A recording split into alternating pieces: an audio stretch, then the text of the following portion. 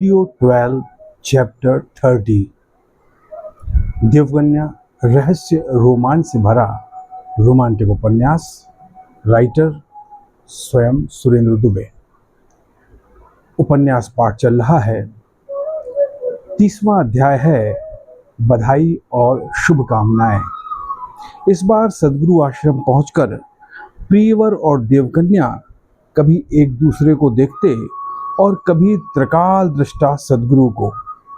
वे शर्मा रहे थे। उन्हें भली भांति पता था कि सदगुरु अपने स्नेह पात्रों से सूक्ष्म रूप से निरंतर जुड़े रहते हैं, इसलिए अपनी प्रथम मिलन रात्रि के बारे में सोच सोचकर पिघले से चले जा रहे थे। सहसा सदगुरु ने दोनों को संबोधित करते हुए कहा, प्रेम ही परमात्मा को जन्म देने की कला है। प्रेम आत्मा की खुराक है। कदाचित परमात्मा को अपनी बाहरी उपस्थिति बताने में संकोच होता है, इसीलिए वह दो इंसानों के हृदयों में प्रेम का नाजुक भाव बनकर उमड़ता घुमड़ता है, मचलता है, धड़कता रहता है। इस सत्य का आविष्कार कर लेने वाले प्रेमी युगल दोनों हाथों से परस्पर उलीचना चाहते हैं अपना प्रेम सागर, और सुनना चाहते हैं वह पावन संगीत जो दो शरीरों और आत्माओं की महामिलन से पैदा होता है। यदि तुम दोनों ने कल रात्रि कुछ ऐसा ही किया तो इसमें फिर लजाने की क्या बात है। प्रियवर और देवकन्या ये सुनकर सहज हो गए। तब सदगुरु ने अपने प्रवचन को गति दी। उन्होंने कहा, प्रेम भगवान शंकर को पाने के लिए महादेवी गौरी की शिव साधना, श्री राम की प्रिया सीता जी का सौभाग्य सिंदूर, श्री कृष्ण को श्री राधा से आबद्ध करने वाली वैजयंती माला, उर्वशी पुरुरवा नल दमयंती की तड़प, मेहरून निशा का इजाद किया हुआ गुलाबी इत्र, प्रेम दीवाने हीर राझा, शशि पुन्नू सोहनी महिवाल, लैला मजनू की अमर यादगार है।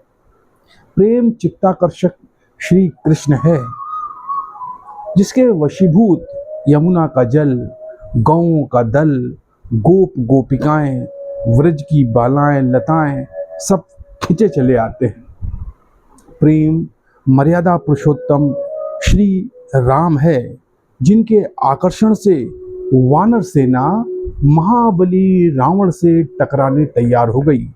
प्रेम तथागत गौतम बुद्ध है, जिनकी करुणा के प्रभाव में चक्रवर्ती सम्राट अशोक ने कलिंग युद्ध के उपरांत हिंसा त्याग दी और महान कहलाए। चंड अशोक महान अशोक बन गए जब तथागत गौतम बुद्ध के श्री चरणों में नमन किया और हिंसा त्याग कर अहिंसक हो गए। प्रेम जीसस क्राइस्ट है, जिन्होंने क्रूस पर लटकाए जाने वालों के लिए भी परमेश्वर से प्रार्थना की कि हे प्रभु, इन्हें माफ कर दे, क्योंकि ये नहीं जानते कि ये क्या कर रहे हैं। फरिश्ते जैसा प्रेम ही इंसानी जिंदगी का निचोड़ है। प्रेम एक साथ हजारों रात रानियों की खुशबू, सहस्त्र कमलों का महादल है, और इसीलिए प्रेम में महासौंदर्य है। यही जिंदगी का असली सौंदर्य है। इसके अतिरिक्त और कोई सौंदर्य है ही नहीं। जिसके जीवन में प्रेम है उसके जीवन में सब कुछ है। जिसके जीवन में प्रेम नहीं है उसके जीवन में कुछ भी नहीं है। प्रियवर और देवकन्या सम्मोहित भाव से श्रवण कर रहे थे। अतः सदगुरु ने प्रवचन जारी रखा। उन्होंने आगे कहा, प्रेम के सिवाय और कोई जादू जगत में है ही नहीं। यही एकमेव जादू है। जादू इसलिए क्योंकि प्रेम की ज्योति सीधे आत्मा की ज्योति से मेल करा देती है, मृत्यु से अमृत में ले जाती है, मृण्मय को चिन्मय से मिलाती है, क्षण भंगुर में शाश्वत का दर्शन कराती है, जीवन को महा आनंद में रूपांतरित करती है, परम सत्य की ओर उन्मुख तरंगित करती है, मूल सत्यों से संबंध जोड़ देती है, चित्त का नया सरगम बैठाती है, नया संगीत बजाती है, गुलशन में नए फूल खिलाती है। इंसानी प्रेम की एक बारीक सी किरण महाप्रेम के महासूर्य परमात्मा से जुड़ जाने के आत्मिक एहसास से भर देती है। यही एहसास तुम दोनों को हुआ प्रीवर और देवकन्या। बधाई और शुभकामनाएं। कल्याण मस्तु। अध्याय 31। अब प्रेम अंताक्षरी। प्रीवर और देवकन्या सद्गुरु को दंडवत करने के बाद आश्रम से निकलकर आम्र मंजरी के तले पहुंचे। वहां पूर्णिमा की चांदनी बिखरी थी। इस खूबसूरत घड़ी में प्रीवर को एक बार फिर शरारत सूझी और उसने मासूमियत से पूछा, देवकन्या, अब हमारा मधुमास कौन सा रंग दिखाएगा? देवकन्या ने शर्माते हुए कहा, आज रात बड़ी देर तक हम यहीं आम्र मंजरी तले पूनम के चांद को साक्षी बनाकर मधुमास का आनंद लाभ कुछ अलग तरीके से करेंगे। प्रीवर की बाँछें खिल गईं। इस पर देवकन्या ने चुटकी लेते हुए कहा, जनाब, ज़्यादा खुश मत होइए। वह अलग तरीका यह है कि सिर्फ प्रेम पर बातचीत होगी और कुछ नहीं। सद्गुरु ने बात जहाँ तक पहुँचाई उसके आगे जितनी तुम जानते समझते हो मुझे सुनाओ और मैं अपनी सोच समझ के अनुसार तुम्हें बताऊंगी। प्रीवर ने मुस्कुराकर आज्ञाकारी पति की तरह कहा, जो आज्ञा देवी जी, अब प्रेम अंताक्षरी ही सही। देवकन्या ने स्वयं आगाज करते हुए कहा, प्रीवर, मेरा मानना है कि जो प्रेम खत्म हो सकता है यकीनन वो कभी शुरू हुआ ही नहीं था, क्योंकि प्रेम सिर्फ शुरुआत जानता है, अंत नहीं। वह तो अनंतता है। प्रेम जैसा पहले दिन होता है वैसा ही अंतिम दिन तक बना रहता है। यद्यपि प्रेम का धागा रेशम के धागे की तरह नाजुक महीन होता है, पर होता बेहद मजबूत और अटूट है, क्योंकि जो टूट जाए वो धागा प्रेम का हो ही नहीं सकता। अगर टूट जाए तो समझ लेना कि रहा होगा वो महज बाहरी दिखावे, सतही आकर्षण या न्यस्त स्वार्थ का नकली धागा। असली प्रेम में तो डोर टूटने का सवाल ही नहीं उठता। प्रीवर ने देवकन्या के प्रेम विचार और अनमोल भाव के सम्मान में ताली बजाई। देवकन्या ने शुक्रिया, धन्यवाद और थैंक्स एक साथ कहा। इस पर प्रीवर ने विनोद पूर्वक पूछा, स्वर्ग से धरती पर पधारी देवी जी, भारत दर्शन के दौरान आप अदब और तहजीब के शहर लखनऊ से उर्दू सीखकर चली आई थी और ये अंग्रेजी कहाँ से सीख ली? देवकन्या ने मुस्कुरा कर कहा, प्रीवर, उसी दौरान अंग्रेजी सहित अन्य भाषाएं भी माँ सरस्वती के आशीर्वाद से सीख ली। वैसे तुम बार बार भूल मत जाया करो कि मैं तुम्हारे लोक की नहीं, देवलोक की कन्या हूँ। देवकन्या इसलिए स्पेशल तो हूँ ही। दोनों एक साथ हंसने लगे। प्रीवर ने कहा, तो अब डार्लिंग जी, मैं प्रेम पर अपनी बात तनिक अंग्रेजी के तड़के के साथ प्रस्तुत करूंगा। गौर फरमाइए, आपकी ही बात के समर्थन में मेरा मानना है कि इंसानी जिंदगी में जब सच्ची मुच्ची वाला डीप रूटेड लव नॉक करता है तो अच्छे से अच्छे 30 मारखां इसकी मार से बच नहीं पाते, जैसे कि मैं। हंसी का फव्वारा फूट हुआ। बहरहाल, अपने ग्रह पृथ्वी की बात करूं तो यहाँ दुर्भाग्य से आजकल लॉन्ग लास्टिंग लव की जगह बबलगम च्युइंगम रोमांस का फैशन चल निकला है। मतलब जब तक मिठास मिली चबाते रहो और फिर यूज एंड थ्रो की मानिंद थूक दो। इस बीच गर्लफ्रेंड बॉयफ्रेंड के साथ हैंग आउट करते हुए मॉल में शॉपिंग करो, मल्टीप्लेक्स में मूवी देखो, डांस वांस की मस्ती के लिए पब पार्टी में जाओ, डीजे की धुन में झूमो और गिफ्ट रिटर्न गिफ्ट का कुछ दिन दौर चलाओ, कुछ दिन इधर उधर कोने तलाश कर लव पॉइंट्स की संख्या बढ़ाओ। आपस में चिल आउट करो, जस्ट चिल करते करते जब मन भर जाए तो ब्रेकअप करके न्यू डेट की तलाश शुरू कर दो। देवकन्या ने प्रियवर की बात काटते हुए कहा, हाँ प्रियवर, भारत दर्शन के दौरान मैंने भी तुम्हारी धरती पर यही सब देखा सुना। तुम सही कह रहे हो। मेरा भी मानना है कि instant coffee, fast food, net chat, smart mobile app use, SMS, MMS, Facebook, WhatsApp, Instagram के जेट स्पीड गूगल युग में short time ice cream affair puppy love की शक्ल में सिर उठा चुकी ये फ्लर्टिंग प्यार कतई नहीं है। अपनी गाय स्पेस तलाश कर डीप कमिटमेंट के ट्रैप में फंसने से बचने वाले यूथ लिव इन और शॉर्ट लव कनेक्शन के जरिए इटर्नल नेचर वाले प्रेम को भी टाइम बीइंग बनाने में माहिर हो गए हैं। महानगरीय अप संस्कृति की बाय प्रोडक्ट नए दौर की इस डर्टी पिक्चर को बदलने का एक ही रास्ता है और वो है प्रेम। इस अनमोल अल्फाज के रियल मीनिंग से आजकल के यूथ को, जेन जी को वाकिफ कराया जाए। प्रेम के नाम पर धोखेबाजी भरी भौड़ी हरकतों से प्रेम की चेतना को शर्मसार करने का डर्रा इसी तरह की ईमानदार कोशिशों से थमेगा। प्रियवर ने देवकन्या की प्रशंसा करते हुए कहा, yes my dear wife, you are right. हमारे मिलन की रहस्य रोमांच से भरी अनूठी प्रेम गाथा देवकन्या टाइटल से जब पब्लिश होगी तब उसे पढ़कर शायद यंग जनरेशन लाइफ में रियल लव, कमिटमेंट, फेथ जैसे दरकिनार कर दिए गए शब्दों को एक बार फिर प्यार से जिंदगी के दामन में चांद सितारों की तरह टांक लेंगे। देवकन्या ने खुश होकर कहा, आमीन। प्रियवर बोला, एवं मस्तु। कुछ देर बाद देवकन्या ने रोमांटिक होकर कहा, प्रियवर आई लव यू। प्रियवर ने अपने शरीर को हल्का तिरछा करते हुए हाथ फैलाकर जोर से कहा, I love you too my dear, I love you so much, it was, is and always will B.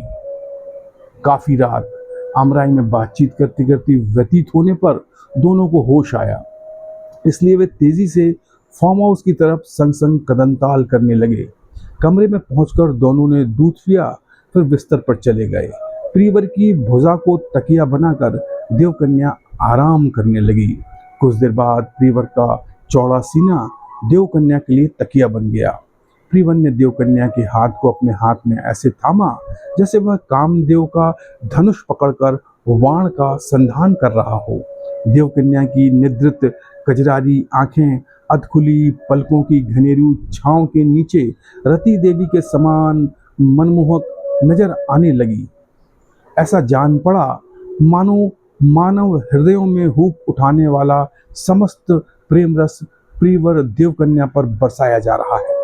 Farm house के बाहर सनसनाती हवा चल रही थी और भीतर कमरे में प्रेम की बरसात, जिसकी स्वर लहरी शाम सघन मेघों के बीच बिजली के तीर छोड़ रही थी। खिड़की से प्रतिमा के चांद की हल्की रोशनी फैल रही थी। प्रेमी युगल की आंखों में गुलाबी कुहासा तैर रहा था। प्रेम राग की तरंगों में डूबकर दो हृदय एक ताल पर धड़क रहे थे। इस तरह मधु मास की दूसरी कड़ी पूरी हुई। कुछ देर बाद दोनों युगल मुद्रा में योग निद्रा में चले गए। अगला अध्याय है बेमौसम बरसात। सुबह का तारा डूब गया। फार्म हाउस और खेतों के विस्तार के ऊपर पूरब का आसमान पहले पीला हुआ, फिर लाल। दोनों की आंखों पर सुबह का सूरज पड़ा और दोनों एक साथ नींद से जाग गए। दोनों ने बाहर निकलकर बगीचे में टहलते हुए आसमान की तरफ देखा जो अभी निरभ्र था। अचानक बिना किसी चेतावनी के तीखी आवाज की गर्जन से नीरवता भंग हो गई। फिर सहसा बेमौसम बूंदाबांदी होने लगी। अशोक और बकुल के खिलते हुए कुंज, मधवी के पल्लव विस्तार के बीच पीतकंठ कोकिला का गीत गूंज उठा। जादूगर प्रेम के सम्मोहन पाश में जकड़े प्रियवर देवकन्या एक साथ भीगते हुए झूम उठे। दोनों बड़ी देर तक नटराज जैसे मनोहर नृत्य में डूबे रहे। कुछ देर बाद वृंदावन के राधव माधव की भांति महारास का महान दृश्य साकार करने लगे। भीगे वस्त्रों में अपने सीने से चिपटी देवकन्या का सौंदर्य प्रियवर को धरती पर ही स्वर्ग का अनूठा एहसास कराने लगा। दोनों नजदीक, एकदम नजदीक खिंचे चले आए। पता ही नहीं चला कब दो जिस्म और फिर दो होंठ सहसा एक साथ आ गए। पता ही नहीं चला कब दो जिस्म और फिर दो होंठ सहसा एक साथ आ गए। इसी के साथ चिड़िया गाने लगी, बर्फ सी पिघलने लगी, कलियां खिलने लगी, पेड़ों और पहाड़ियों के पीछे सूर्य उगने लगे। दोनों ने महसूस किया कि प्रेम जितनी आग है उतनी रोशनी भी है। सहसा आगे बढ़कर अमलतास के पेड़ से होते हुए प्रियवर गुलमोहर के समीप गया और उसे जोर से हिला दिया। देवकन्या ने शायराना अंदाज में अर्ज किया, तुमने गुलमोहर हिलाकर ये क्या किया? पैरों तले की सारी जमीन को फूलों से भर लिया। प्रियवर ने कहा, देखो हम तुम ऐसे मिले गुलमोहर और खिले। देवकन्या ने कहा, प्रियवर देखो ना, हमने जन्नत और जमीन के बीच अपने प्रेम का पौधा क्या रोपा। स्वयं स्वर्ग प्रमुख देवराज इंद्रदेव उसे सींचने चले आए। प्रियवर ने दोनों हाथ ऊपर उठाकर आकाश की तरफ देखकर जोर से कहा, साधुवाद सुरेंद्र। इसी बीच अचानक प्रियवर को ऐसा महसूस हुआ जैसे सदगुरु उसे याद कर रहे हैं, अपने पास बुला रहे हैं। लिहाजा प्रियवर ने बिना एक पल गंवाए देवकन्या से कहा, चलो प्रियतमा, हम दोनों को सदगुरु याद कर रहे हैं। दोनों कमरे में गए और फटाफट तैयार हो गए।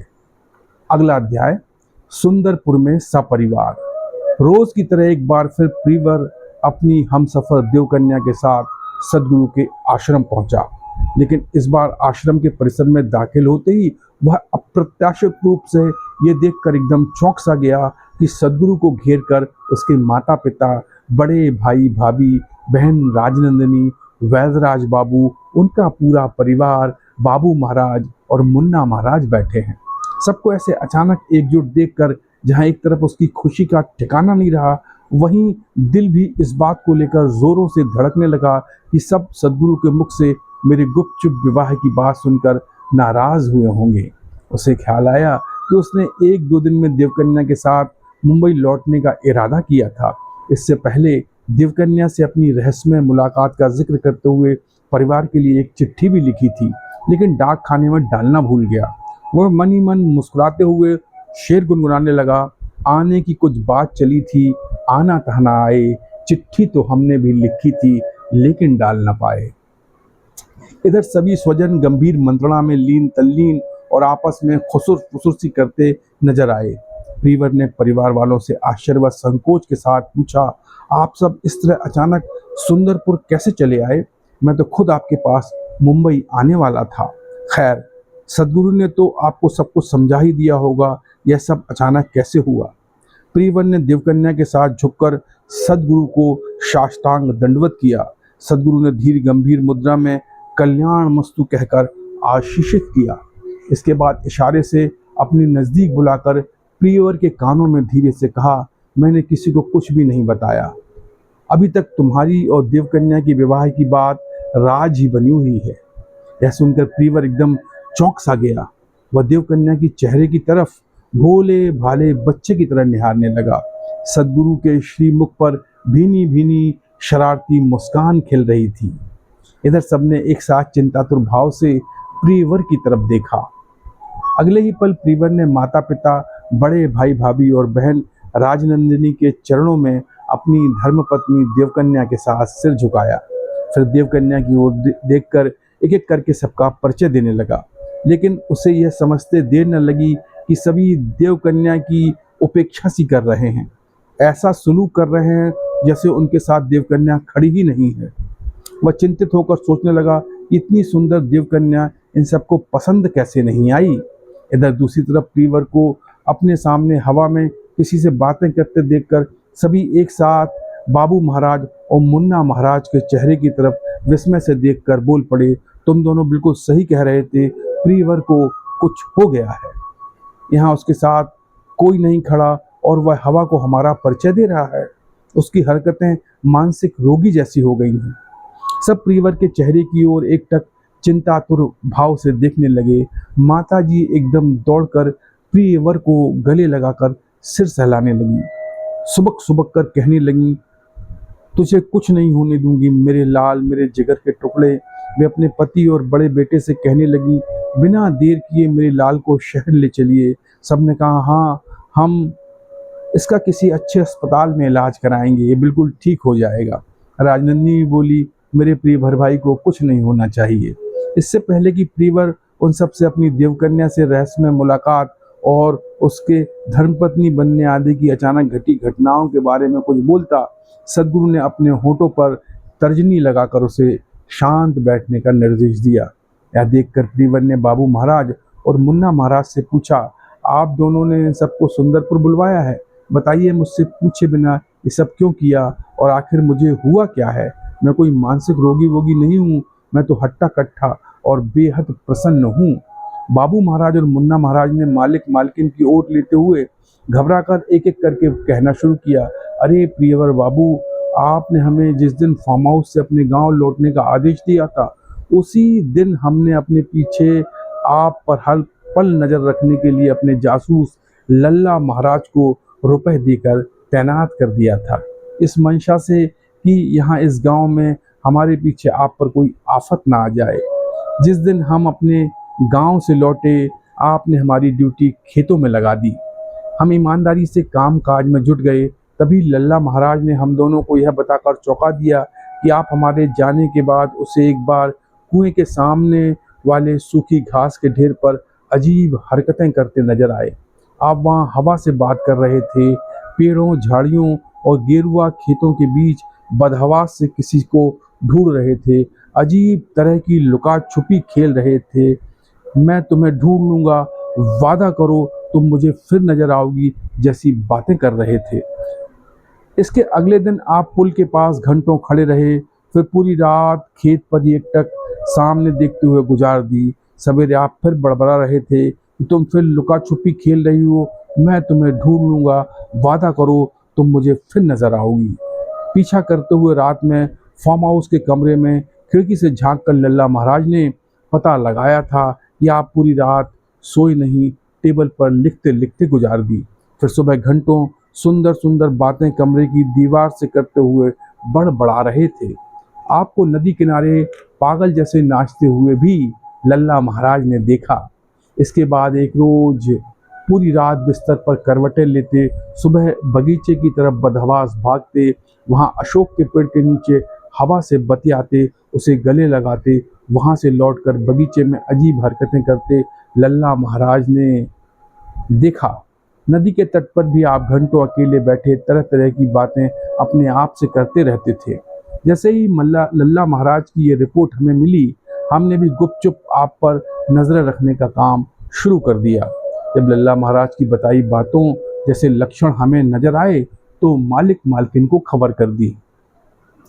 बाबू महाराज थोड़ा रुककर बोले, वैसे एक बात और प्रियवर बाबू, जब आप पूना से लौटने के बाद मुंबई की सुख सुविधा का स्वर्ग छोड़कर सुंदरपुर गांव में ही लंबे समय तक रहने की जिद पकड़े हुए थे, मुझे उसी समय संदेह हो गया था कि आपका दिमाग ठिकाने पर नहीं है, कुछ ना कुछ तो गड़बड़ है। लेकिन नौकर होने के कारण छोटे मुंह बड़ी बात नहीं की और मालिकिन के कहने पर आपसे पहले सुंदरपुर पहुंच गया। ऐसा सुनकर प्रियवर अपनी देवकन्या की तरफ देखकर जोर से हंसने लगा। सदगुरु भी प्रियवर के साथ झूम कर हंसे। गुरु चेले को एक साथ ऐसे पागलों की तरह हंसते देखकर सब घबरा गए। देवकन्या भी मन ही मन प्रमुदित खड़ी रही।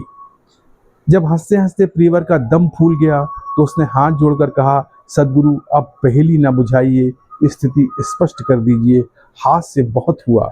सदगुरु ने प्रियवर को अपने पास बुलाया और कान में धीरे धीरे कहा, प्रियवर, बात दरअसल यह है कि तुम्हारी देवकन्या इस धरती पर अवतरित होने के बाद अब तक सिर्फ तुमको, मुझको, अनाम साधु बाबा और उनके साथ नदी तट पर सहसा प्रकट हुए दिव्य स्त्री पुरुषों व पुरोहित मात्र को नजर आई है।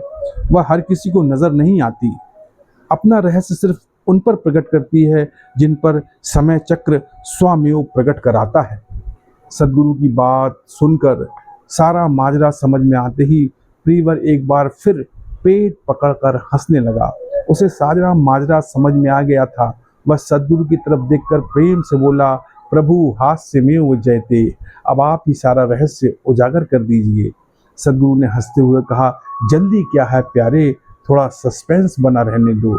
फिलहाल वैद्यराज बाबू जो प्रख्यात नाड़ी वैद्य हैं, वे तुम्हारी नाड़ी देखकर इन सब की शंका दूर करेंगे कि तुम वाकई पगला गए हो या बिल्कुल तंदुरुस्त हो। वैद्यराज बाबू ने आगे बढ़कर प्रियवर की नब्ज अपने हाथों में ले ली। कुछ देर तक खामोशी से नाड़ी देखने के बाद अपना निर्णय घोषित करते हुए कहा, आप सब निश्चिंत रहें, हमारा प्रियवर बिल्कुल 100% तंदुरुस्त है। उसका मानसिक संतुलन पूरी तरह बरकरार है। यह मेरे सालों के अनुभव का नतीजा है। चाहे तो इसकी जांच देश विदेश के बड़े से बड़े मनोचिकित्सक और उनके वैज्ञानिक उपकरणों से करा लीजिए। यह सुनकर प्रियवर के माता पिता, बड़े भाई भाभी बहन राजनंदिनी, वैद्यराज बाबू के परिवार और बाबू महाराज, मुन्ना महाराज के साथ साथ आश्रम की दीवार से छिपकर खड़े लल्ला महाराज ने चैन की सांस ली। सब हंसते मुस्कुराते सदगुरु के इशारे पर हवेली की तरफ भोज के लिए चल पड़े। अगला अध्याय, नजर आएगी देवकन्या। हवेली के परकोटे में पूरी महफिल जमी थी। देवकन्या सबके सामने होकर भी न होने के समान तख्त पर योगिनी मुद्रा में प्रशांत भाव से बैठी थी। प्रियवर ने धीरे से सदगुरु से कहा, आप देवकन्या का राज कब उजागर करेंगे? आखिर परिवार की बहू देवकन्या कब सबको नजर आएगी? सदगुरु ने कहा, प्रियवर, बस थोड़ी देर बाद। भोज शुरू होने से पहले तुम्हारे फिल्म निर्माता निर्देशक पिताजी को अकेले में सीन तो समझा दूं। इसके बाद सदगुरु अपने प्रियवर के पिता मनहर त्रिपाठी को इशारा करके हवेली के उस कमरे की ओर ले गए जहां एक जमाने में उनके बड़े भाई स्वर्गीय रघुवर त्रिपाठी रहा करते थे। वैद्यराज बाबू ने फटाफट उस कमरे का ताला खोलकर दोनों को भीतर आराम से बैठाया। दीवार पर टंगी श्याम श्वेत तस्वीर देखकर मनहर त्रिपाठी की आंखें भर आईं। कई सालों बाद उन्हें गुजरे जमाने की याद सताने लगी। सदगुरु ने कुछ देर ठहरने के बाद कहा, सुनो मनहर, वो लौट आई है। मनहर त्रिपाठी ने आश्चर्य से पूछा, सदगुरु, कौन लौट आई है? सदगुरु ने दीवार पर टंगी तस्वीर की ओर इशारा किया। मनहर ने नजदीक जाकर अपने बड़े भाई प्रियवर से मिलती जुलती शक्ल वाले स्वर्गीय रघुवर त्रिपाठी की तस्वीर के करीब पहुंचकर धूल अलग की तो रघुवर के बाजू में बैठी बड़ी भाभी वैदेही का सुंदर चेहरा झलक गया। मनोहर भावुक होकर भाई भाभी की तस्वीर के सामने नतमस्तक हो गया। सदगुरु ने करीब से वैदेही की तस्वीर देखते हुए कहा, बिल्कुल वही चेहरा मोहरा, बिल्कुल देवकन्या। मनोहर त्रिपाठी ने पूछा, सदगुरु, कौन देवकन्या? सदगुरु ने कहा, तुम्हारी छोटी बहू, तुम्हारे प्रियवर की धर्मपत्नी देवकन्या, तुम्हारी स्वर्गीय भाभी वैदेही का स्वर्ग से उतरा स्वरूप देवकन्या। मनोहर त्रिपाठी ने चौंकते हुए आश्चर्य मिश्रित हास्य के साथ पूछा, सदगुरु, कहीं आप मुझे अपनी नई फिल्म बनाने के लिए किसी रोमांचक स्टोरी का नरेशन तो नहीं दे रहे हैं? आपका इरादा पुनर्जन्म पर आधारित मूवी बनवाने का तो नहीं है? सदगुरु ने मुस्कुराकर कहा, हाँ मनहर, जब तुम सच सुनोगे और अपनी आंखों से उसे साक्षात देखोगे तो खुद ही मजबूर हो जाओगे और अपनी अब तक की सबसे बेहतरीन फिल्म प्रियवर की देवकन्या बनाने के लिए तड़प उठोगे। और हाँ, खास बात यह है कि यह मूवी पुनर्जन्म के साथ साथ स्वर्ग से अवतरण के शानदार ट्विस्ट पर भी बेस्ड है। मनहर से रहा नहीं गया, उसने जोर देकर कहा, पंचम वेद भरत मुनि के नाट्य शास्त्र के ज्ञाता मेरे प्यारे सदगुरु, अब इस सस्पेंस पर से पर्दा उठाइए और प्लीज सारी बात बताइए। मैं मानसिक रूप से तैयार हूँ, सुनने समझने के लिए आकुल व्याकुल हूँ। ऐसा इसलिए भी क्योंकि आप हमेशा सत्य बोलते हैं। ऐसा सुनकर सदगुरु ने सहसा अविश्वसनीय सी जान पड़ने वाली प्रियवर देवकन्या की मुलाकात की घटना का सारा हाल विस्तार से बयां कर दिया। नदी के तट पर रोमांचक शादी का भी उल्लेख किया। साथ ही नटखट अंदाज में कहा, मनहर, जैसे ही वैदेही की हूबहू सूरत वाली स्वर्ग से धरा पर उतरी देवकन्या तुम्हारे साथ साथ उनको दिखेगी जिन्होंने अभी तक उसे देखा नहीं। सब के सब एकदम चौंक ही जाएंगे। बस तुम अभी किसी से कुछ ना कहना, राज को राज रहने देना। यहाँ थोड़ा हास प्रयास होने दो, जब तक अकेले जाकर पुजारी जी से मिलाओ। जब मनहर वहां से चलने को हुआ तो सदगुरु ने उसे रोककर कहा, सुनो मनहर, तुम्हारा स्वर्गीय बड़ा भाई रघुवर कहीं नहीं गया, वह तुम्हारा बेटा प्रियवर बनकर पुनर्जन्म ले चुका है। यह सुनकर मनहर की खुशी का ठिकाना नहीं रहा। वह इस बिन मांगी मुराद के पूरी होने से उपजी अनमोल खुशी के साथ सदगुरु को दंडवत करके तेजी से आगे बढ़ गया। रघुवर वैदेही युगल मूर्ति, अगला अध्याय। मनहर त्रिपाठी अपने बड़े भाई स्वर्गीय रघुवर त्रिपाठी के प्रियवर बनकर लौट आने से बेहद प्रसन्न थे। उनकी यह खुशी प्रेम की साक्षात मूर्ति बड़ी भाभी वैदेही के प्रियवर के जीवन में रहस्यमय तरीके से चले आने की खबर से दोगुनी हो गई थी। इसलिए दोहरी खुशी के साथ वे हवेली के समीप वाले राधा कृष्ण मंदिर पहुंच गए। वहां पहुंचते ही श्याम सुंदर और राधा रानी की मनोहर युगल मूर्ति के साथ पुजारी कृपालू जी के पूरे 20 साल बाद दर्शन हुए। पुजारी जी ने नजदीक आते ही पहचान कर कहा, अरे मनहर, कितने सालों बाद तेरी सूरत देखने को मिली। पिछली बार जब फार्म हाउस बनवाने आया था तब भूमि पूजन कराने मुझे अपने साथ ले गया था। यार, तुझसे उम्र में बड़ा हूँ लेकिन दोस्ती है पुरानी। इसकी वजह याद है ना, मैं तेरे बड़े भाई रघुवर का हम उम्र था। हम दोनों की कितनी पड़ती थी और शास्त्रार्थ को लेकर अक्सर खटकती भी रहती थी। तब बीच में आकर तू ही दौड़ा दौड़ा सदगुरु को ले आता था और विजेता का निपटारा करवाता था। हर बार तेरा बड़ा भाई मुझसे जीत जाता था। सचमुच बड़ा ज्ञानी था, अच्छा इंसान था। शायद इसीलिए भगवान ने बड़ी जल्दी अपने पास बुला लिया। पुजारी जी के मुख से यह सुनकर मनहर की आंखें गीली हो गईं। लिहाजा पुजारी ने टॉपिक बदलते हुए कहा, मनहर, तुझे याद है ना, वैदेही के प्यार ने तेरे बड़े भाई रघुवर को कैसा दीवाना बना दिया था। बड़ा चला था ब्रह्मचारी सन्यासी बनने, लेकिन आखिरकार वैदेही के संग ब्याह रचाकर सदगृहस्थ बनना ही पड़ा बच्चू को। इसके बाद फिर कभी मुझे उससे शास्त्रार्थ में उलझने की झंझट नहीं उठानी पड़ी। ऐसा सुनकर सहसा मनहर की हंसी फूट गई, जो अगले ही पल पुजारी जी की बात सुनकर फिर आंसुओं में तब्दील हो गई। पुजारी कृपालू ने पुरानी यादों को कुरेदते हुए कहा, मनहर, याद है वैदेही कितनी सुंदर थी। सुंदरपुर से लेकर आसपास के गांवों, क्या मुझे तो लगता है पूरे ब्रह्मांड में उसके जितनी सुंदर कोई नहीं थी। बिल्कुल राधा रानी की इस मूरत जैसी लगती थी वैदेही बिटिया। बचपन से उसे हम सब ने देखा, कितनी धार्मिक थी, कितनी दयालु, गाय को रोटी खिलाती, भिक्षुकों को दौड़कर दान देती, पूजा पाठ व्रत उपवास रखती। पढ़ने लिखने में भी कितनी होशियार थी। कच्ची उम्र में ही रामायण गीता की चौपाई और श्लोक कैसे सयानी साध्वी जैसे उच्चारण करती और उनका भावार्थ भी ठीक से समझाकर बड़े बड़े ज्ञानियों को अवाक कर देती थी। अपना रघुवर भी उसके सामने शास्त्रार्थ करने की हिम्मत नहीं जुटा पाता था। उसका सारा ज्ञान वैदेही से आंखें मिलते ही धरा का धरा रह जाता था। पुजारी जी की बात काटते हुए भरी आंखों से मनहर ने कहा, हाँ पुजारी जी। इसके बाद वैदराज बाबू के पिताजी के साथ चंदनपुर जाकर पिताजी ने रघुवर के ब्याह की बात चलाई थी। दोनों परिवार जोड़ी जमेगी इस भाव के साथ सहमत हो गए। दोनों के साथ फेरे पड़े, कितने खुश थे दोनों, लेकिन विधि का विधान कौन टाल सकता है।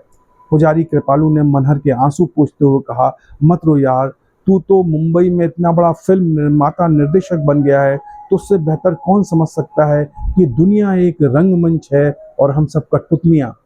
फिर वह भी तो याद कर कि अपने सदगुरु जो अद्वैत के विज्ञान ज्योतिष के महाज्ञाता हैं, उन्होंने पहले ही भविष्य कथन कर दिया था कि वैदेही 18 साल की आयु पार कर गई तो शतायु होगी, अंततः वह दूसरे लोक चली जाएगी। इसीलिए वैदेही के इस लोक से चले जाने के बाद मुझे जब जब उसकी याद आई, हमेशा यही लगा कि वह पुण्यात्मा सीधे स्वर्ग लोक गई होगी। मनहर त्रिपाठी ने जैसे ही पुजारी जी की यह बात सुनी, वे उछल कर बोले, पुजारी जी, आप बिल्कुल सही सोचते आए हैं। सदगुरु ने कुछ देर पहले मुझे बताया कि 18 साल की कम आयु में चिरनिद्रा में सोने वाली वैदेही भाभी धरती से सीधे स्वर्ग जाकर देवी जैसी देवकन्या बन गईं। इसीलिए उनका धरती पर पुनर्जन्म नहीं हुआ। लेकिन वैदेही के दुख में घुल घुल कर अपना जीवन समाप्त करने वाले मेरे बड़े भाई साहब अपनी पिछले जन्म की इच्छा अधूरी रहने के कारण सुकर्मों के सुफल से मानव योनि में मेरे बेटे प्रियवर के रूप में पुनर्जन्म लेकर हमारे घर चले आए। मनहर की बात सुनकर एक पल को पुजारी जी सहसा चौंके, फिर शास्त्रार्थ के अंदाज में बोले, मनहर, तुम ये सब बातें अपनी तरफ से बनाकर बोल रहे हो या वाकई सदगुरु ने बताई? मनहर ने कहा, सदगुरु ने खुद मुझे यह रहस्य बताया।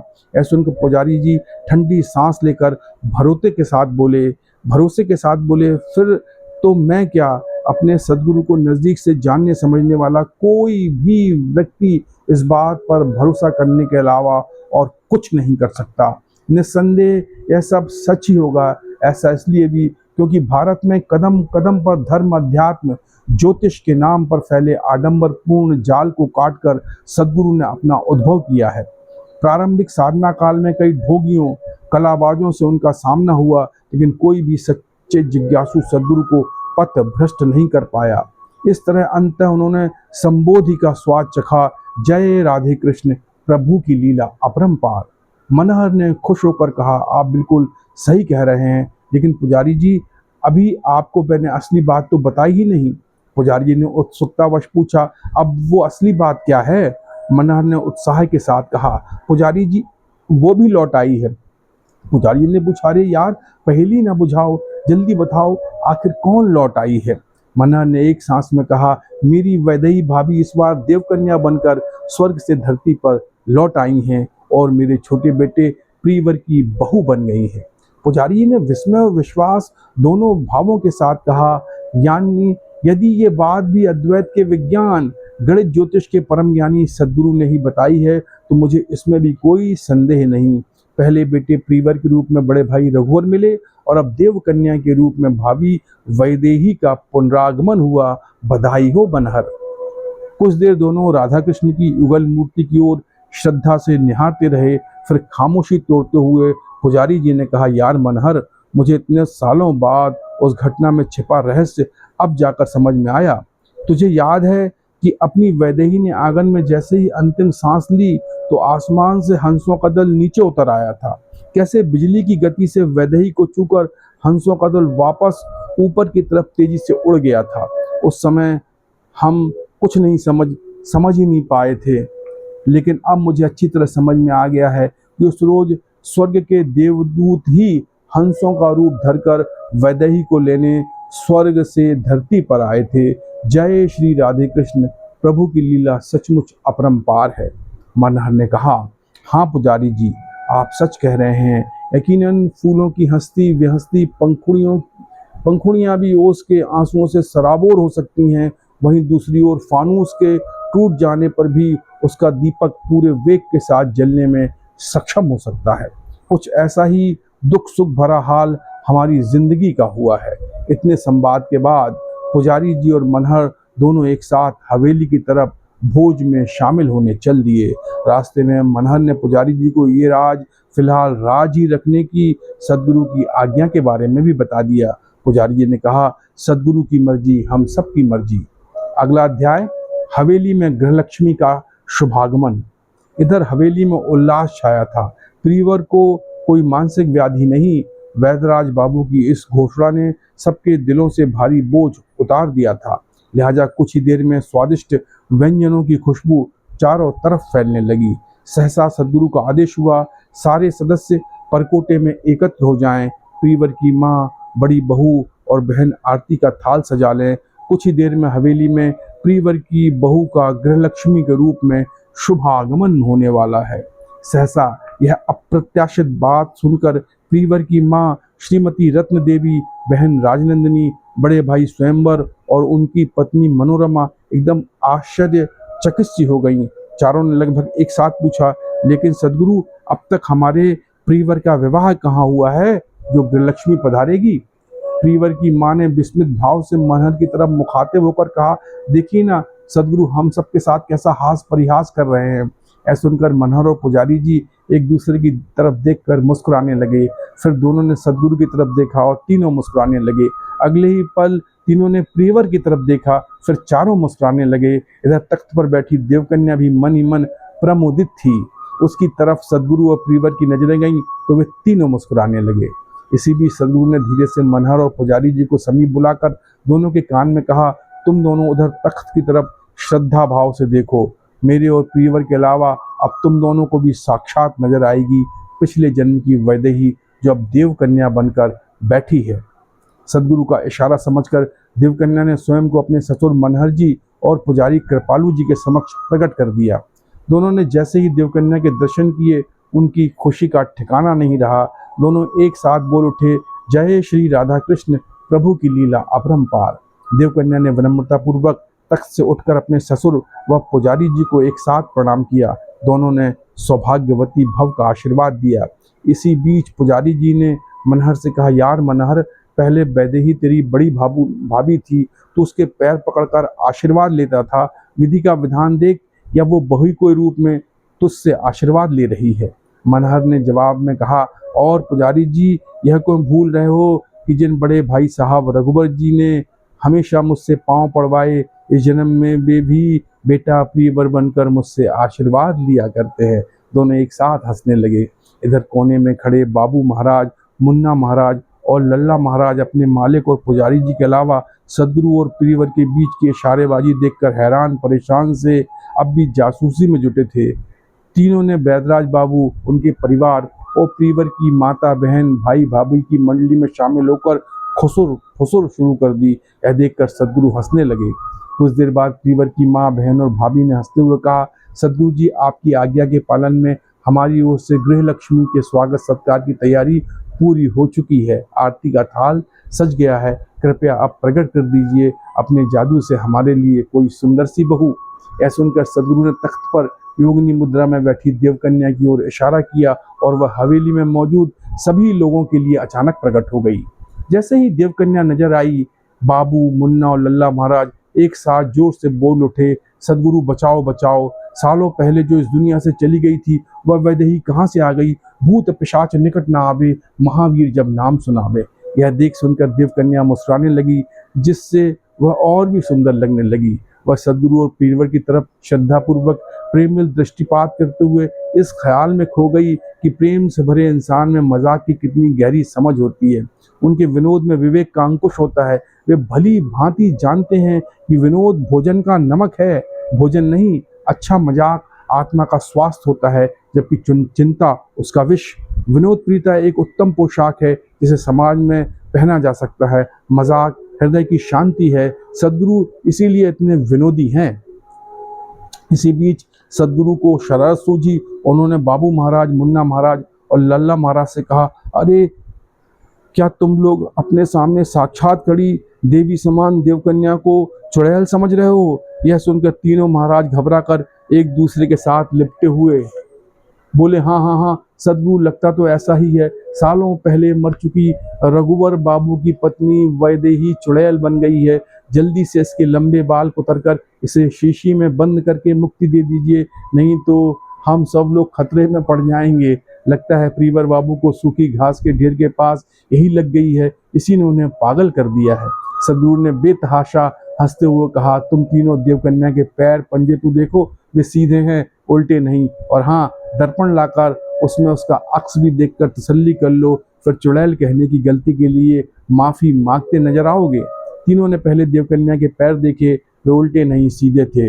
इतने पर भी संदेह समाप्त नहीं हुआ तो दर्पण ले आए। जब दर्पण में देवकन्या का प्रतिबिंब बन गया तो तीनों के दिमाग से देवकन्या को चुड़ैल मानने का भूत पूरी तरह उतर गया। इसी के साथ तीनों एक साथ कहने लगे, बहू रानी, हमें माफ कर दीजिए, गलती हो गई। देवकन्या ने मिश्री से मीठे स्वर में कहा, कोई बात नहीं, खुश रहिए। ठाका लगाते हुए सदगुरु ने प्रियवर की माँ, भाभी, बहन और बड़े भाई के साथ वैदराज परिवार को आज्ञा देकर कहा, घबराओ मत, हमारी प्यारी वैदेही का देवकन्या के रूप में स्वर्ग से धरती पर अवतरण हुआ है। अतएव तुम सब गृहलक्ष्मी का विधि विधान से स्वागत करो। चूंकि सत्य और सदगुरु दोनों में कोई अंतर नहीं, इसलिए सभी को उनकी बात समझने में ज्यादा समय नहीं लगा। रही सही कसर देवकन्या के सौंदर्य, उसके मिठास भरे स्वर ने पूरी कर दी। प्रियवर की माँ इतनी सुंदर छोटी बहू पाकर खुशी के मारे फूल गईं। राजनंदी ने उछलकर कहा, मेरी प्यारी भाभी, मैं इतनी प्यारी भाभी से कोई पंगा वंगा नहीं करूंगी, ननद भौजाई की खूब पटेगी। ऐसा सुनकर हंसते हुए जेठानी मनोरमा ने आगे बढ़कर देवरानी देवकन्या को गले लगा लिया। देवकन्या ने सासू माँ और जेठानी के पैर छुए, ससुर जी और जेठ जी से आशीर्वाद लिया, सदगुरु और पुजारी जी के सामने साष्टांग दंडवत किया। वैदराज परिवार को प्रणाम किया। सबने देवकन्या का रूप देखकर प्रशंसा की झड़ी लगा दी। प्रियवर की खुशी 7वें आसमान पर पहुंच गई। सारा आलम खुशी से झूम उठा। हवेली में ऐसा भोज हुआ जो उससे पहले कभी नहीं हुआ था। यह पल अविस्मरणीय था। देवकन्या ने अपने हाथों से सबको भोजन परोसा। सूखे मेवों वाली स्वादिष्ट खीर खाते समय सबको ऐसा महसूस हो रहा था जैसे अमृत मंथन के बाद निकला अमृत देवताओं के हिस्से में आ गया हो। सब बेहद खुशहाल थे। प्रियवर कोने में बाबू महाराज, मुन्ना महाराज और लल्ला महाराज को समझा रहा था कि सूखी घास के ढेर पर वह हवा से नहीं देवकन्या से बातें कर रहा था। इस दौरान कान पकड़कर तीनों महाराज की सूरत देखते ही बन रही थी। यह सीन देखकर देवकन्या की हंसी रोके नहीं रोक रही थी। सदगुरु भी पेट पकड़कर हंस रहे थे। कुछ देर बाद संजीदा होकर सदगुरु ने प्रियवर और देवकन्या के समीप जाकर दोनों से कहा कि आज कमरे में जाकर पहले एक दूसरे की आंखों में निरंतर ध्यान लगाना। इससे प्राकृतिक नींद के झोंके का गहरा एहसास होगा। इसके बाद गहरी सांस लेकर एक दूसरे की भौहों के बीच अंगूठे से दबाव बनाना। आमंत्रित नींद या तंद्रा में तुम्हें पिछले जन्म की स्मृति का नज़ारा देखने को मिलेगा। हिप्नोसिस के प्रयोग से अपने मन में छिपी पुरानी यादों को ही नहीं, पिछले जन्म की स्मृतियों को भी जागृत किया जा सकता है। बुद्ध महावीर ने इसी मनोवैज्ञानिक प्रक्रिया को जाति स्मरण नाम दिया है। अच्छा, अब अलविदा, कल्याण मस्तु। इतना कहकर सदगुरु तेज कदमों से आश्रम की ओर चल दिए। आज इतना ही। अगला अध्याय हंसी खुशी के फव्वारे अगले वीडियो में विवेचित करेंगे। अपना ख्याल रखिए।